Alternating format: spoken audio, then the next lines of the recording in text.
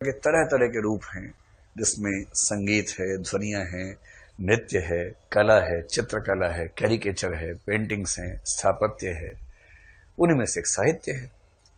तो उस परिभाषा को पढ़ेंगे। 3 शब्द आपको चुभ रहे थे, अब वो तीनों शब्द आपको समझ में आ रहे होंगे कि साहित्य की परिभाषा गणित जैसी वस्तुनिष्ठ नहीं हो सकती, क्योंकि साहित्य का संबंध सौंदर्य शास्त्र और आत्मनिष्ठता से है। और उसके बाद हमने कहा कि 3 शर्तें पूरी होंगी तो साहित्य साहित्य हो जाएगा, जो आपको पहले से पता थी। अब इससे अगला स्तर यह है कि जो साहित्य है उसके अंदर हमें क्या क्या पढ़ना होता है, और इसके बाद आपका पाठ्यक्रम भी सामने आना शुरू हो जाएगा।